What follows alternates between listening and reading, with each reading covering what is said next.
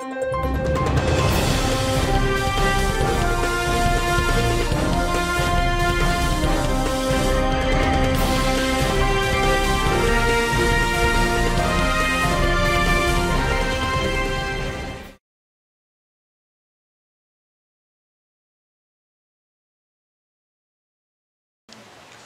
Gérard Koumé Mdogwe. Mileni Parti des démocrates B à Kameti au Domotoreka. Et mi balé C14 B pour boire. Bon, il y a midi ça va mi abonner mi a cassé mi de commission pour Togo B et Tunya Kongo B et non le qui quand t'as d'abord dodo tu peux t'en va pour le gars d'abord dodo le descendre le toit mais bon et on trilo que pour ton noir tu peux t'en va encore. Et Togo B tu peux t'en que la zipia dit B à Bali Dibé Agbayi et du proto va qu'on appelle c'est le grand que le 4e mandat. Bon, on le béon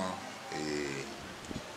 tu n'y a pas de et tu peux vous le dictateur à son lieu le yéti et VVDA Monseigneur Podro et tiens le doigt photo mais le pour nous pour le royaume et tu n'y a pas de nous à tes propos nous pourrions avoir une unicité d'action et puis aller nous pour que vous donnez à son nom et les étudiants pour venir en métro. D'abord, souvent, parce que vous avez un parti politique de la démocratie. Il y a un cabinet qui est et qui est mis le Togo, parce qu'on est à l'eau. Puis qui est mis sauf, puis qui est mis et qui est tika tika à la dire. Il y a pour beaucoup de Togo vieux. Il y a des mots comme nous. Tu es au homme. Monsieur Amétala Niamé. Il faut aller qu'il a dit. Il faut aller qu'il a dit. Et quand il est allé qu'il a son deux. Quand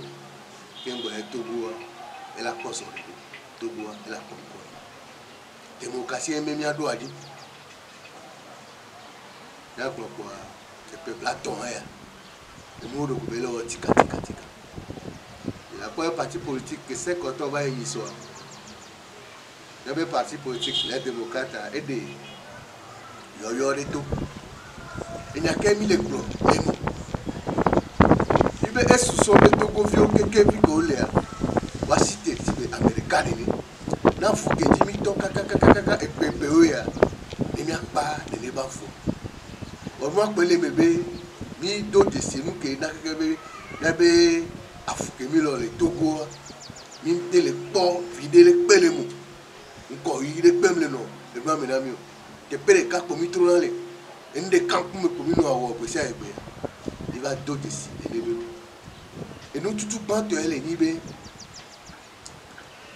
À mes combien de yobo les oppositions à Ébé. Du naglo a donc que Kafla, même les demi auto bien le coup et tout le même.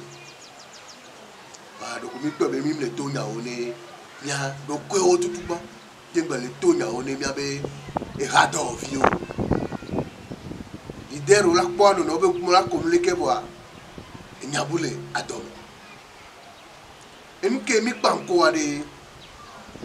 et péqué mi donner du objectif qui mi dit là atteindre. Les événements mi télé tout et bien on est bien non. Les nos vidéos on est nous tous pas que mais là ouais bien passer que à deux ainsi que bonnet d'eau mais mouillot on l'a son beaucoup à mer à beau bé no bien les gens pour moi ou tout les pas comme il est tout pas d'accord mais m'kebela na ma voix ah les nos vidéos on est mais j'ai beau bé j'ai là pour ta fille là sous nos vieilles bah mais Tommy pas encore ah mais ado les bacla d'arrêt par les tamis d'arrêt par les scènes d'arrêt par les liquets d'arrêt et donc nos vieux il y a une solidarité. Nous les étudiants, et on a tout à nous c'est le nous qui la même point. Wana ne quoi me va confier. Wase comme bébé. Et nous les Togo et Amo dana pas accord. Oh on ne peut les Togo quoi et me dit accord. Wa Togo nous pourrions avoir une dictature à Émile. Et dictature, mais au moins en accord. Nomination de Possona, dans l'autre pays. et mi ami le gbo be muke papana o be 2020 ya mo to akọ ale akọ be ni a alo abede to du interesa amola papa ke do kwa ola ba be li are ba be le ni président ma ele ni président ne me keo pour l'estimité keo et ya me to go bi wa cité bi mi le bio so du na bo ko be nyawo to ba va mi ami mi gbe mi be ko so be politiquement correct afuke mi le wo egbere mo we afuwe ma be ni président ala afuwe ma be ko pouvoir ma be mi le dit la libérer Togo donc ano bo libérer toi Amérique ma zebe eye to alo ye nya me ale ke wo nya ke le bebe ni la to bon Cameroun no e mi da me ojo wo fún me mi la like démocratie wa yo ya ba no wo mi ko yo na be mi parti parti le pe la ba de do ko fi so ka no nya be yo yi akọ me la ko e mu keke elando so mi la so e na me ke du ti quoi o la yo be du ti et ne mi ami ko le parti politique les démocrates et ti mi le gbo be na mo bo ya ko ni so mo e asoli de kake nya asoli keje e mi la te wo ate a foke ya te de e le ni be opposition na keke e popo e perika le ke o la wo to ko lo to ko keke yo la te yu e ba ko e ne be tro nyaja ba mi ahwo kame amere be ya ko de ye to ko ala chama e gebela cha mi ro la wo de be nu ade nu me to go bi o mama be nu o ke le tote ususu be to wo me awo ya ke le to go bi o do me awo ya ke do no wa me ba kwa tro ko ba mo asite e to ko ru la wo lo ba ko le ya wa te no so awo ka be nu ke to la kwa eyo eji egbede osojo ono ko pojuro ke mi bata pe na sirikate fofu junagbo ho uso ete si ba me lo apo mposo leke ola odo kaka kwa me la ko to ka ne be yo me mi mate to ibe lu o ni aka mi be se ni be po eke yin fi de bi la so do me la so do mi kusube akọ ko da dani so are wa te yu e atankori be akọ ngba ni fi be ndegbe o mi le bio to ono ba kasi jida me do ende ko so pe ya me wi aton o mte wo wa ni ka ni be pe ama ton me gbe o ya te bo de me mu o to po mu abo to po mu e lo ka ka mi ato nya ni be to po mu lo mi ami npe le ho cha be ni president ni npo bi mi yu e po be ni president o to po mu pa je si roko o mo ne si je bi le ba no nti o asiko be ba no ti wa me e je si roko ni to ba ti afire be lo ba me ne gbe pe be la yi atuka npe ba fo kele la chone ba auto jira kuma minya be so a be gudo ke mi okudo monseigneur Philippe Fano ko gudo wa inyane ko ko la to le be gudo ami ne mi ame o ni ntunya gbo ho be gudo ko ko ko le ke be gudo ami anya be ke be te de to o nya ga ke le apo ibe le ko la o do kaka akọ me la ko gudo fe gbo ale ji rulele etaba me we la ti gbe aje gbe ke nbo eru me la ko cha wa cho ro ason ku video me wa lo be ya o reform ko che a lo be ya tro gbegle ko le a to do mu do donc a o commission amebe tutu gba to e la po le ke nko hia ti o la tro lo le kaka be to la te yo ni ba ko akọ me la ko e ke go yin le ko lo do kaka ku sube wa pompo ku ji ru kele wa mu agba be pompo ngabule susume ano gbo jabuto nume anu ko ade be nupo ne nu ke ola te wo to go ya re la te gbo dede e to go anga anga nyon ra fo ku de pe mo la te gbo no Victor to go to la se nu go ni na do ba ne wa to ma no e me wa ne ku e la pa ta go be la yi ba 2020 e mu do la do le to go ti keke o da kwa me ne ko da me du die e la be do wa amela ba do susu le be tame be aba fiako e ka ebe to go viole jalo minya me ne o da kwa ame yo pona ko da be dodo be nyon bo a o yo no be sueni le ke be sueni a minya be yo na ko tutu gbanto a résultat provisoire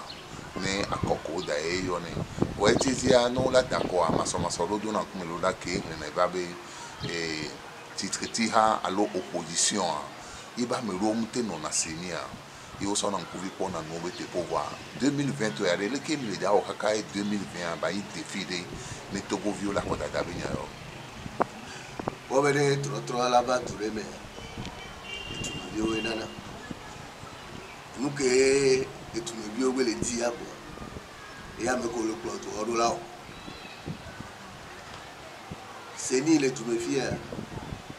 o po isi ma mo na ko e ta nuke ejo no da kwa bo cha kaka me ro akonta re no asiko ye ka me asukwa o so na tu aso jo mu wa cho kun no la ba pa so ma no be mi kle e nyinya kele aka bo ti ru amo kele se di me ko to cha npo nyinya enu ele bere ke kleme ke amo da le ka me da no ra ye tutu o so ba ne ye tutu o so ba pa no kle wa pa me ke die wa me ye jo no re lo ke gbe re ba be ya no chichi be ti ju agbo ho la city la be no se di ame gbo ya no kwa me cha etu ala baba e mo la cho kun ne du me vio Togo vio to cité be ne be nu ne tote o ma tote e nya ke ja mi gba le ati ko ti le to mi la chapagba so kaka bureau de photo me ve la nani o ma ba so take away na me da so ti mi pe ne kwa ba si ye po se me ba bo ne be nu o ti to di kaka funu wa résultat que les et que la vanne c'est bien yo la yo et mi la ko e me mi la do preuve le jabe akoya o di la fitimu yo mda lo egbe kaka la ro so ba do ko wa mo wanya Togo vio keke de be nya ba me de ja me de ale ko la o me Togo vio to ja pompo ne ka me so Togo vio to ja pompo e da ke be po o be so be nya me do fa fo dire abi nyabe abe ya o forcing ruana tapoa era pom kwasi o le tanana me ube ela be la ba fiof Togo vio fi la ba fiof do ku vio Togo vio mi ami en Canada le parti politique de il est possible ba balo to no be ya ta ya be da fo de que mi que mu boya de ya mi yawo ya be o be fo ma ikate ma do ngba ni nya pa mo no pelu me ha de mi nya bo ba yo idi afo ke mi la de idi aso li ke mi la wa usube ni to po ya ya be mo ngba le na ni la ba yo ko no Togo be du ploto for eswazina nya singbe be 4 mandat be nya na be Togo vio gbogbo to ti jima dedi olebe o konto ya le poton ke otrilo kuno adare ke bako amedo le pote agba amedo le siahwa le tuame doa o le do to kine kona krebe toa olebe ke ye Alpha Condé ke udo gana be tu ploto nana do akufo ba do Togo be nyome ba do fafa Togo be nyome otrilo me va ya webele yesu so le no to amedo ne cha be 3e mandat ke be dibe ya wa Togo vio le ko be le Togo fie cha 4e mandat ke Togo du plotoa le dibe ya wa et la technique so va fa kwa le webe amo o le to le to amedo amo nko le nyodo na mo to joa nenu ke dikeme ayo to do na jo amedo a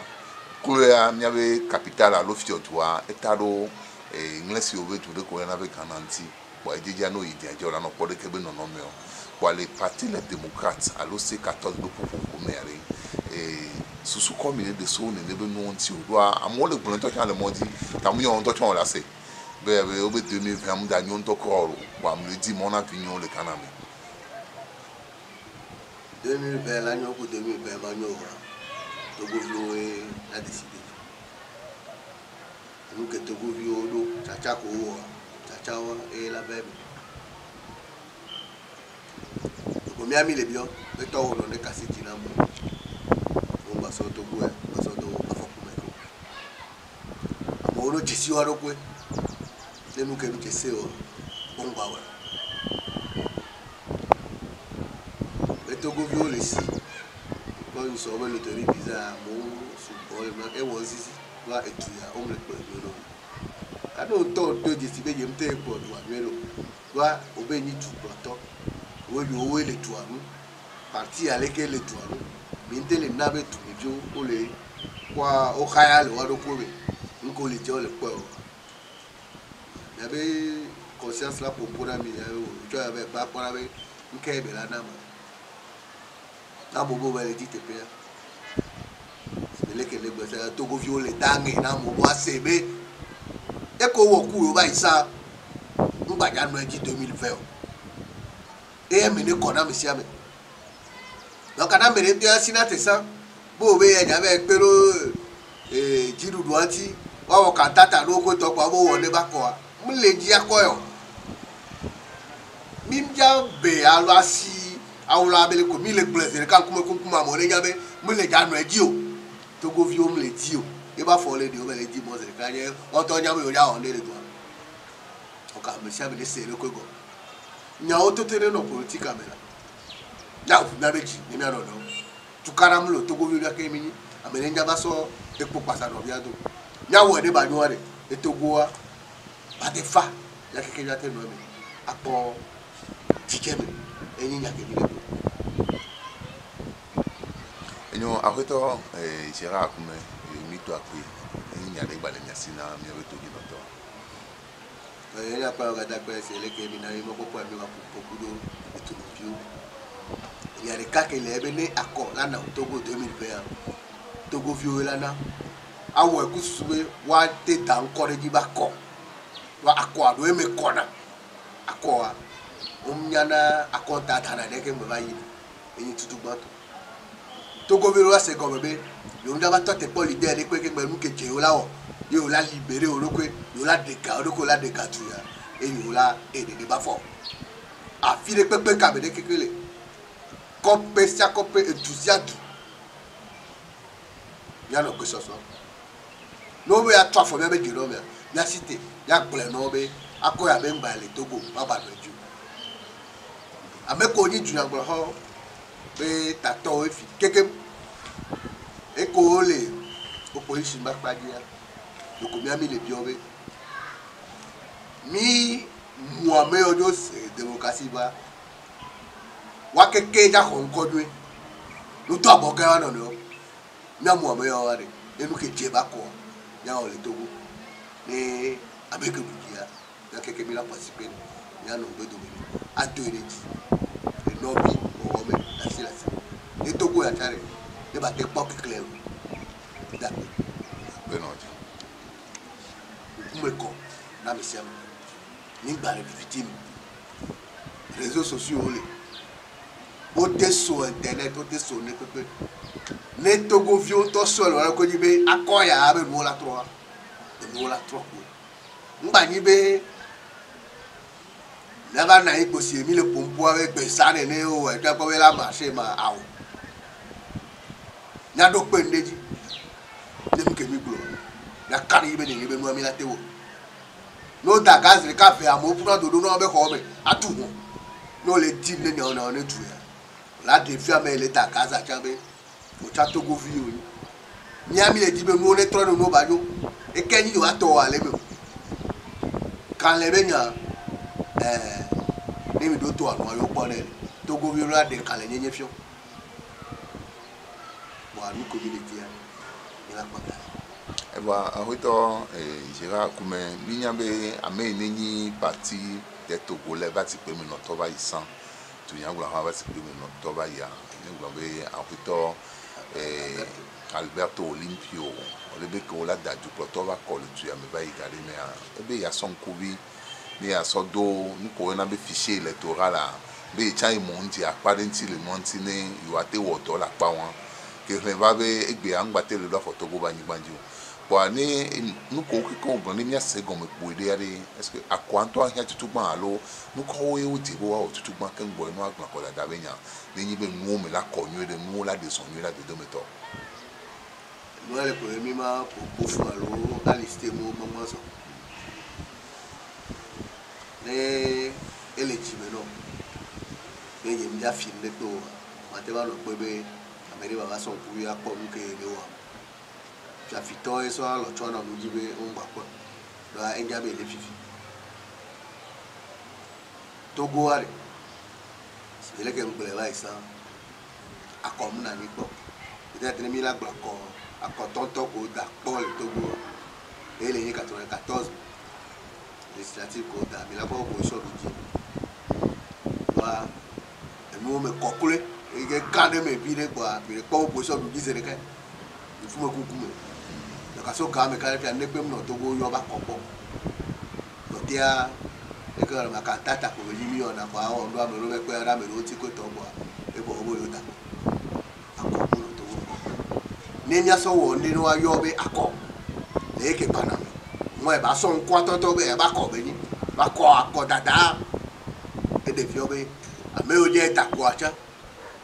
o nya ke le me no e fi me le me eke ba mere mjela no ne bo ma jo wala ba ngere reji kusubo yo ya to won me le yo abe yo duji amero ko la no ejo wala la de ojo wala ti obe nko to po o ma po abe kato fichier be nya enyinya tutu pato eke tie enu di ndeke le fifi be seni ba le duji be ya ja revision be nya ne pe mda no to bo ne wa da ko fi kwa no to recensement bu no ja wo chapa wa wole etu ame keke o ma ba wa fire bo ke bala wa fire to gwa keke zire ka no we o même moment yemi le globe be fichier que les faire ko wa so na me fe ka me be ji si ame ono ko la won enya an gba na ni le Togo vi na nya ono ko no bo amoju ma ne fore no la o kai da ite na o de sa so kai da nya be Togo vi oni so kai da ite apapa mi ate so fichier kai da ite be fichier de ka pa la te so fichier électoral egbe me vidéo ya odo commune donc recensement là ouais commune pas commune et les ça et tibilo ato recensement so to wan tia no la be yo akọ e fiare ni le bio mi wa yo akọ bureau de vote pas bureau de vote ama ele kaka fire ko yo ame se me ko e ko ame se me noter dere no va centraliser ne va trop no bois fi ko la biole va biole pour constitutionnel là va te recomposer ame nya seo me ko wa be moralité noa no no kura me ga me nu ke ba ne mo le ke le do pa no proclamer mim jakle no sa bio no sa no te wo le be bi de se ni acha o to alo le tia esu ko ne nya yo nu ke bana be akọ no ade apara be de me ko ba ko na ko te yi sa bo yo du na di oro no o ya te pon de mo e nya ke bi le gba kwa no to nya be fi mbe ja no mo kwa da si nu ke dia no we no nya me ba na yo la sa ro cho nu di ro wa nya be alo ma te to nu di akọ yo ro 2000 be la lo re be a cho le dia o ba o la de gbe e ke be so la da tuja la so alo ale e ba ni le se chambe poto tra me ni alo pe ke mi le danje a pe fe ku bla fe abe o tri fe gwa me o le dada tu poto ba kwa ba ko to e jira me mi ko be e so ka ba kwa loa susu ko le de ne tradrado ko la no akobe do do anti gamano la yine de a on ko be e so ka ba gba volonté be nya no do echi to so tu kuro mo ti a mu ka mo la te o be ame wo a le ke be la te o e tu me fia e sa de camera amo outro député to président de l'Assemblée nationale 4 président ko donc en gati moi e ba ko to sa to mi la te o le be mu fa fare ke tu karama no le tu du egbele ba si ko la te o le be no ke America ba be mi ko e da Togo a mi le crise no jibe wa régler les crises là pas comme problème mi do le Togo une crise politique profonde ni mi a régler une fois pour de bon point non nani nan pompo kala boule ngba no mo nya o ke gbe le ti ne ba se ba de ba kwa il a régler nya une fois pour de bon e gba na corrélé là que mi les crises mais pas ben bâti jibe là encore avec les crises et voilà accord que bon et tout vieux qui alors il connaît quelqu'un de m'couvrir le port tu peux toi calculer dans le pays pour kudo black mi bobe tunya gbon ha be tatoro le tatoro be yo ayo le akoda pe yo sogbele akoda pe bo o le be won tunya gbon ha do le wo susu le de susu le gbon be ehia be yo aso america so ile ke ba akoda pe le pe akpe kudo black ami ne be susu wa le mi agbon le C14 a ni se be mi ocha mi le dasiro america be soso ne ba pan ko diru anu aso ya akoda pe a bon que ya me porte o do vale vo nko yo na be rend dispersé ali ipo e be la te na be dodo alo nyona ke mi le dîner et puis akpe vera te po me baba que les gens mais tu vois il est d'accord na ya pa mais c'est la télé il est accord voilà yami le bien va me faire be gigi le concours la bio mi aro kwese be le mi yi do fo go de ne a ene mi pa ko di du ya e mi la te po tu a ke mi le ko ata na sala ba bio me se le yi do ko be le ba do ne be no ti ya mi le ko be mi ya be to ko ishina a fo be fo no be l'union fait la force e be no joie et dans moi pour lever ba me do so ero ko be yo do la ibo la me do ba me ka so ka me npo yike ate na nya pompole wa do no do inde ka ke mi ami le be ko ina npo gbogbo ko ina so le ade gbe ya de nya so li fa so ka ka chi no ngba nya che dada be ne pe ala be de fu e no view nya de ka e lo anu susu na mi bebere fifi mi le dira ke te ka si ba donc abu tout bien ya pour faire et qu'il y avait ni président avec qu'il y avait ni lui à l'école démocratie dit là et ne pas fou mais on va ça on va mais ya wo la mais wo ni mi po jiru na keke to e bi lani donc aye be ta me mi la bu e je mi la o tutu gba ke ngbo e mi la ba je e ko yo be multipartisme e parti de pepe ke gbe le ko ikate ko pa ko ta e wayi donc nous me la ko cheke donc avec que be ko di la ko be abe etato e le ko de lo yo wa wa to ma meme mi le nu ko ya na be titatu me akọ meme le ko e bi ajuma no tuti be mi le inde do le ta ko de jiwa ko e pe mi tese donc koko a mi nya be ako nko tu yare kake mi ami le glo ayibe le kemi do no do apo ka be no no le ko shina me le nya o to me le be nu ne trova kwa kemi ti la pata e fe go ayibe o ba me de ke wonde ko a me de ke de décider fi o mi po